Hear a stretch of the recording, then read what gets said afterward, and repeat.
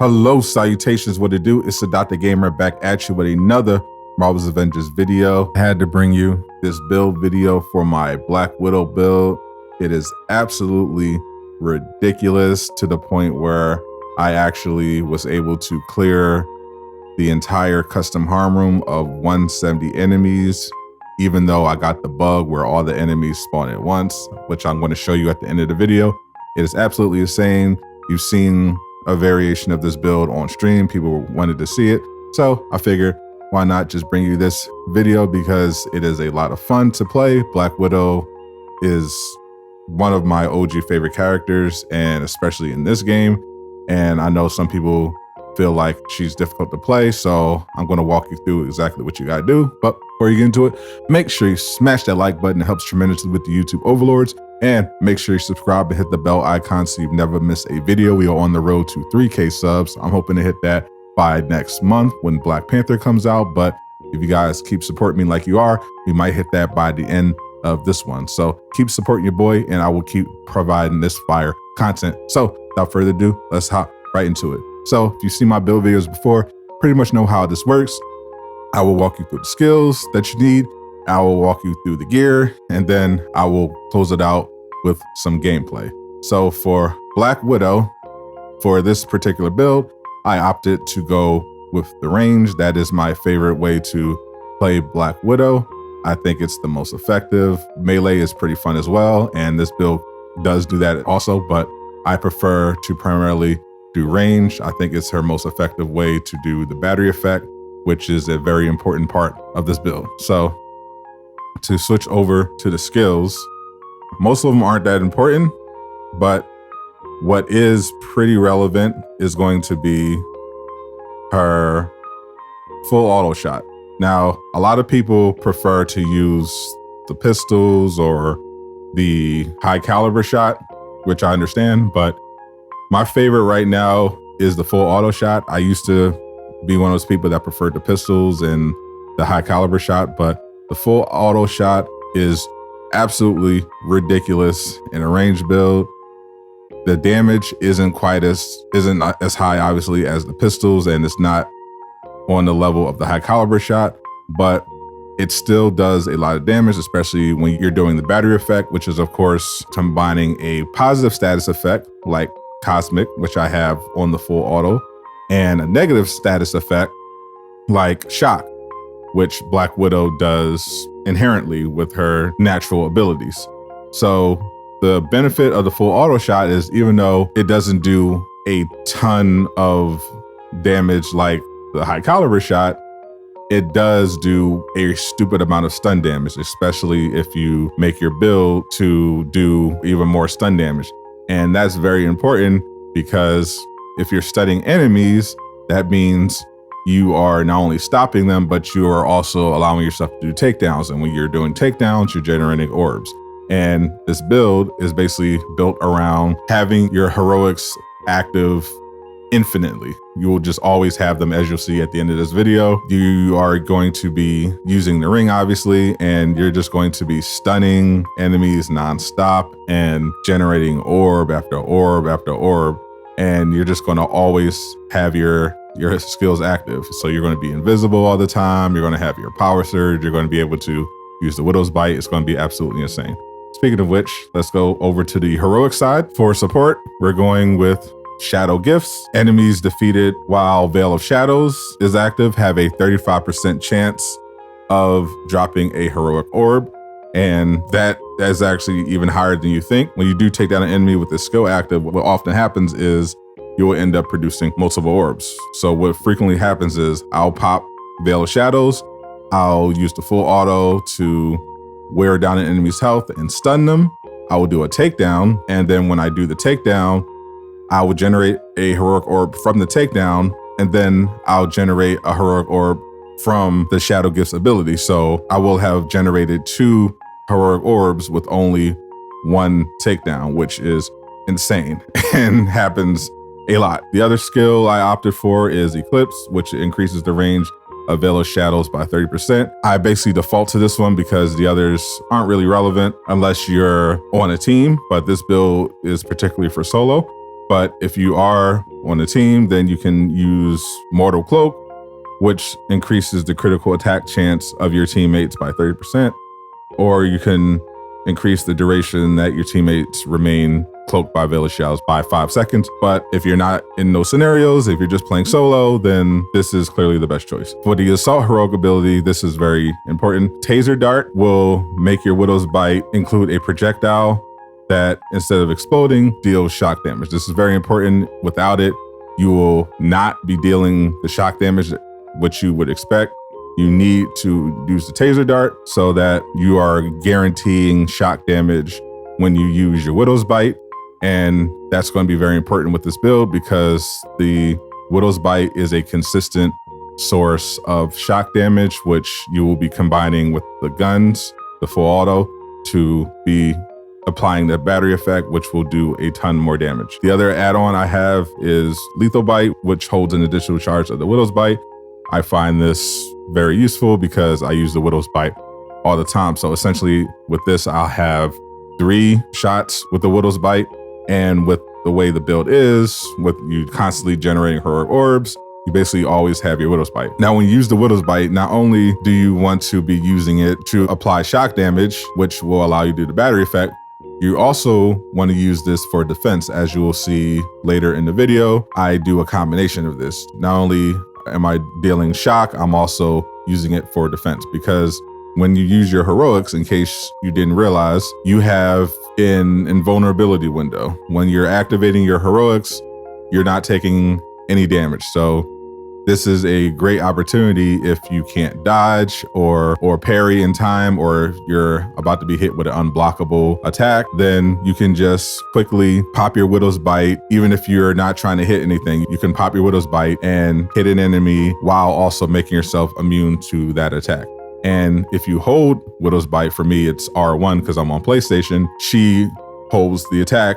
So you can use that to aim or just wait until the attack washes over you, and then you can release it and shoot them with it. But this is a great tactic. You can use this for all your abilities as well, as you'll see later on, because when you activate Veil of Shadows and Power Surge, it does a bit of an AoE effect, which knocks enemies backwards. So when you're in trouble, you want to be utilizing your abilities, not just for the power they can give you, but also because they are a great defensive tactic, which is important because Black Widow is a bit on the squishy side. You know, she doesn't have, innate armor like Hulk or even Thor with his Warrior's Fury, and she doesn't have constant healing like Kamala. So with Widow, you want to be a bit more evasive and smart when you're attacking enemies because she doesn't have those same defenses that some of the other heroes do. Overall, on the ultimate side, we got the Galvanic Bite, which increases the damage of Widow's Bite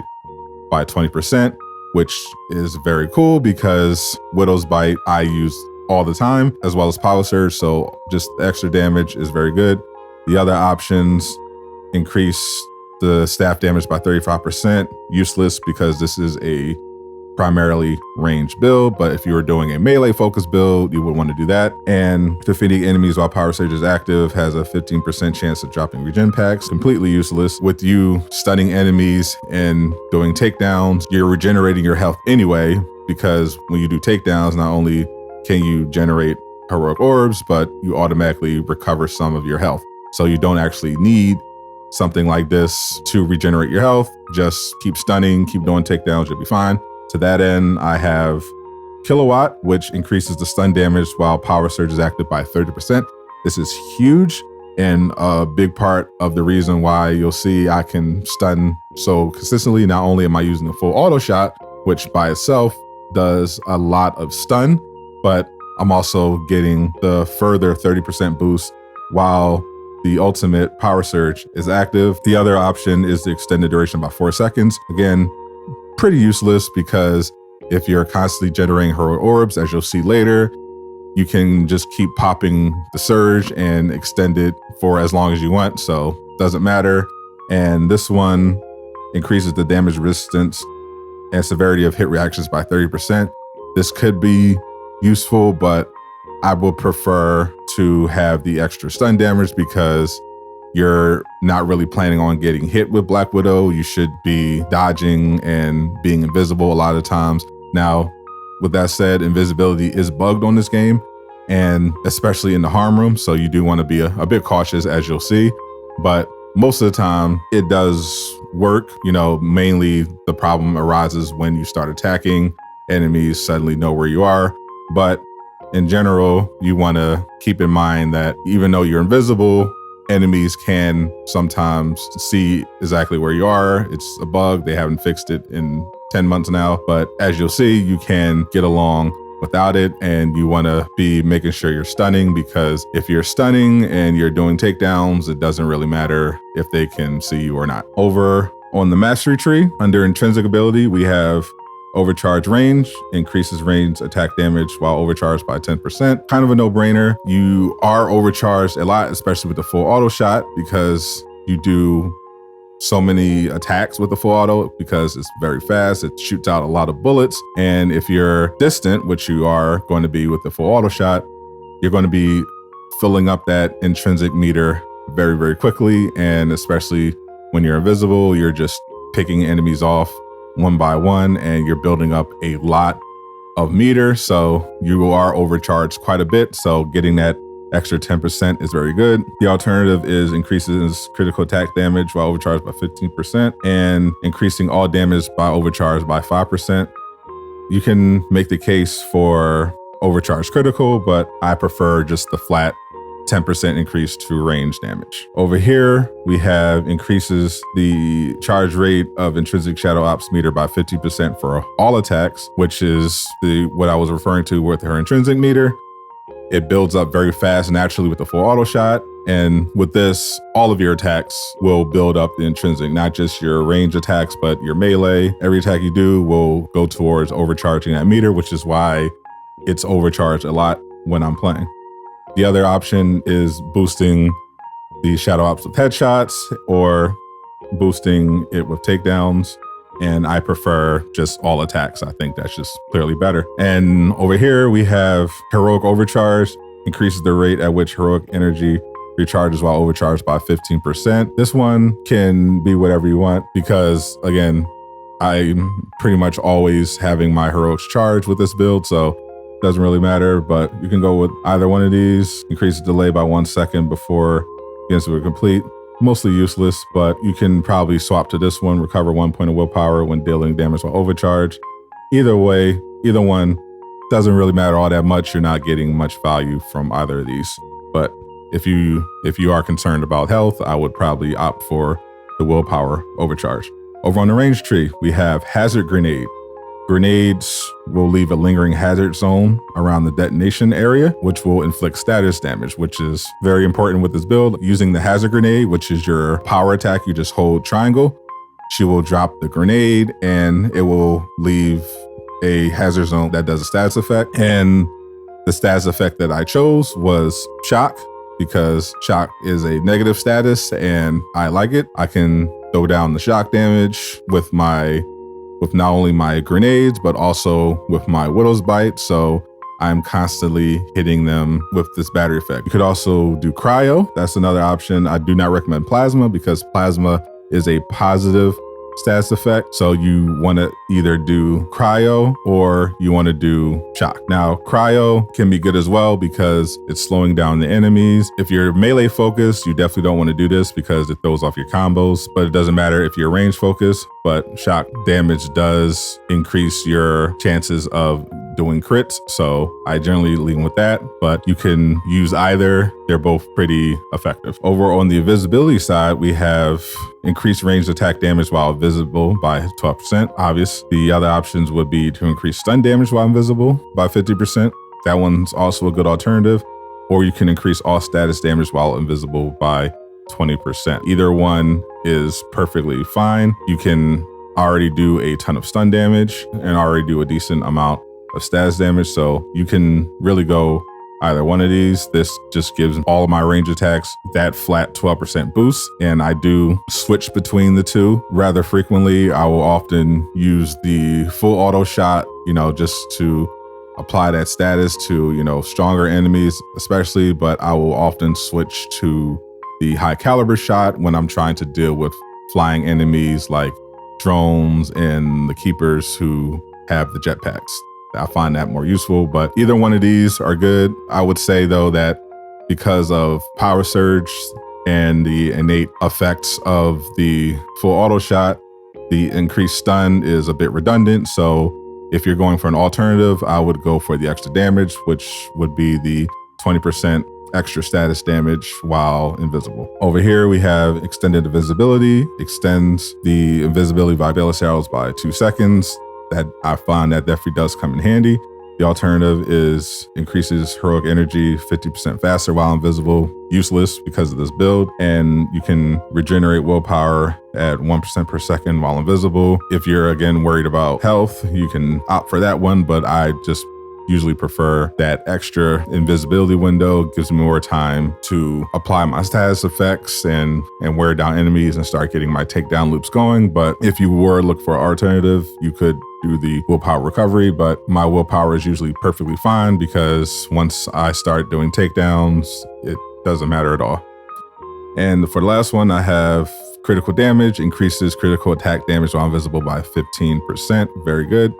You can also increase the critical attack chance by 7% for range attacks while invisible. Don't think that's very useful. And you can increase critical attack chance by 20% for melee attacks, which useless on this build because it is range focused. So this one, it was the best of the bunch. Over on the utility, heroic takedown mastery, performing a takedown forces the enemy to drop a heroic orb. You know the vibes. You should have this checked off for every single one of your heroes. If you don't, you are in fact doing it wrong. Stun damage increases stun damage by 50%, goes without saying. This is mainly a stun damage focused build, so you can do a flat increase range damage by 10% if you want. You do not need critical attack damage from headshots at all. With this build, you really are just trying to stun, but if you wanted some extra damage, you can opt for this. And for the last one, increases damage from light combo finishers or heavy combo finishers by 25%. This one is just a throwaway. None of these are particularly useful for this particular build, but I figured since I do occasionally do light and heavy combo finishers with this build, I might as well take that extra 25%. I don't really do air juggling, and even then you're just getting an increase to critical attack damage, and I don't need a boost to the heroic meter, but you can opt for that if you would like. But again, your heroic meter is already charged and you're mainly doing range attacks with this anyway. So either one of these, it doesn't actually matter.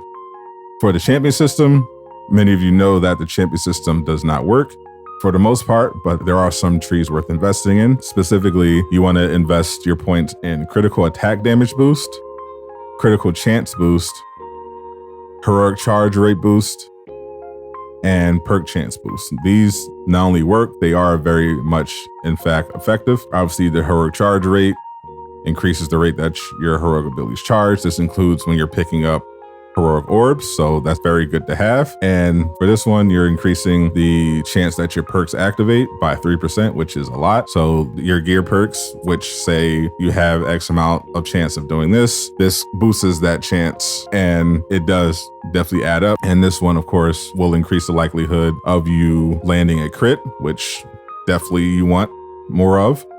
And this one actually increases that crit damage. It's very, very useful to have. And the rest of these you can pretty much ignore. Over to the gear side, since this is a range-focused Black Widow build, we are mainly focused on two particular stats, precision and resolve. So precision is a stat that increases your range damage.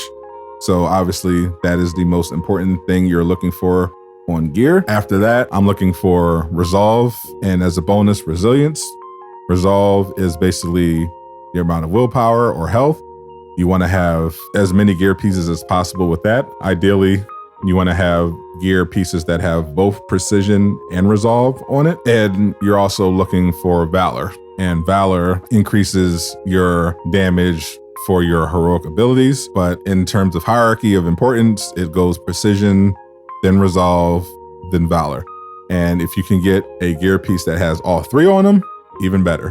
But you definitely don't want to skip on the resolve because Black Widow is a relatively squishy character. Like I said, she doesn't have healing like Kamala. She doesn't have, armor like Hawk. So you want to make sure that you are not only using your dodge, but also making sure that you have a decent amount of health and a little bit of armor so that if you do get hit, you don't immediately just die. Now, for the gear, we have the heavyweight buff gloves. Now, all these pieces are must-haves. Some of them I just have for the stats, but they do have some good perks. So this one has precision and valor, pretty high roll.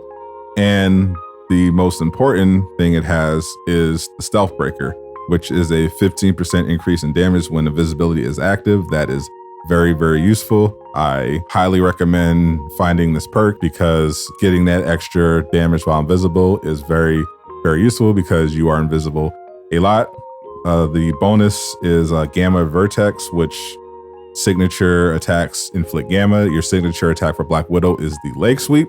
And that is another way that you can apply the battery effect. Gamma is, of course, a negative status. So you can pop your Widow's Bite to do some shock. You can then do the sweep, do some gamma, and then you can apply your positive status with the full auto. Speaking of full auto, adept buff rounds, we got a okay roll, 47 precision, 47 resolve. It could definitely be higher. The most important thing is that it has the status effect damage that I need, which is a positive status, cosmic in this case, on the full auto shot. And it has a damage buff, 19% chance weak point attacks grant a damage buff. Don't worry about the weak point attacks with the full auto shot. If you shoot them long enough, the damage buff will trigger and you will be able to shoot them a lot. So I pretty consistently get a damage buff with this. And of course, I am applying the positive status effect, which I can then combine with my negative status. And the extra perk, increased damage from power attacks, completely useless. I would obviously love to swap that out with something else, but because this game still hasn't implemented a competent gear system, which allows crafting and modification, you still can't do that. But in the meantime, the other two perks more than make up for the last one being pretty useless. For the chest piece, we got an exotic here. Again, not the best stats, but I got some intensity, I got some resilience, and got some resolve. I didn't get any precision on this, but I do have resilience and resolve, which is a great combination for defense. And I got some intensity, which helps build up the status meter and allows you to stun enemies faster. Now, I have some decent perks on this. I got pretty lucky with this roll. 18% chance doing a perfect evade gives me a Jarvis barrier. Jarvis barrier, of course, is that weird bubble thing that goes around you and absorbs your incoming damage. Jarvis barriers are very useful and you are evading a lot with Black Widow, so this does come up fairly consistently. Now, lightning potentiator increases the amount of shock damage with any attack by 20%. This is very, very good because Black Widow does a lot of shock damage. I got the Widow's Bite, does shock, and then I got the hazard grenades, which also do shock. So I'm getting that plus 20% on all of those attacks. She also does some shock damage on her aerial power attack. So every time you're doing shock damage, you're getting an extra 20% increase, and it is very much noticeable. And the last one, Shadow Ops Amplifier, increases the status damage by 30% from Shadow Ops attacks. So when you overcharge the meter, you are doing 30% more damage while you're applying your status effects. So if you're overcharged and you're doing the full auto shot, you're doing cosmic damage and you're doing an extra 30% because of this skill. It's very cool. And the last piece, if you could find something better, perfectly fine. I got it for the extra resolve and because I wanted a little bit more valor, but the rolls are okay. So I got the 15% increased heroic charge rate when Shadow Ops is active. I would much rather prefer if this was damage related, so mostly useless, but I can also increase the charge rate of the assault, which is the Widow's Bite, by 17%. I do have a rampage buff, which when I defeat 3 enemies really quickly, I get a damage buff. I would personally prefer to swap that out as well. I actually like the Berserker buff with this particular Widow build instead, which gives you that damage buff after you land 16 attacks in a row without taking any damage, which happens all the time with this particular build. So that is much more relevant than the Rampage buff, but it's fine. I can still get my damage buff from my range piece. Over with the ISOs, I got 2 blue ISO 8s. Both roll precision. If I can get one that rolls 3 precision, I would prefer that, but these are perfectly fine. Again, you just want to stack that precision so you can increase your range damage. The perks don't really matter at all. For the major artifact, I'm going for the Ring of Nibelung. For that top perk right there, Bountiful increases amount restored by all orbs by 12%. And the most relevant orb that you will be picking up are, of course, the heroic orbs. You will get them by constantly doing your takedowns. And when you do pick them up, you'll get a 12% increase in effectiveness, which means that you will restore your heroics much, much faster than you normally would by collecting orbs. And because of that, you essentially will always have your heroics charged as long as you have enemies to defeat and take down. The only alternative that I will recommend with Black Widow, this build in particular, is the Tactagon, which increases your damage on enemies affected by any status, as well as status damage in general by 12%. This build does do a lot of status damage, so that is relevant if you're just looking for the extra damage, especially since you do generate a ton of orbs with all the takedowns. So if you don't mind having a slower heroic charge rate, you can opt for the Tactagon in exchange for doing a bit more damage, but I personally prefer the ring in most circumstances, especially against higher level enemies. But for lower tier fights, you can switch to the Tactagon and it won't make that much of a difference. But that's it. That's the build. It's very, very powerful. Like I said, you've seen it on stream. This build is more optimized than the one that I was showing you guys. And I will showcase exactly how powerful it is by showing you some harm room gameplay. Again, I did the custom harm room, put it on brutal, put it on the plasma based enemies. So we got the elite synthoids with the lasers, you got fire adaptoids, and I got the bug where everything spawns at once. Despite that, Black Widow still clears the entire thing. She is completely busted. I love it. It's so much fun. You will too. Thank you once again for tuning in. Make sure you hit that like button and subscribe if you haven't already, and enjoy the build.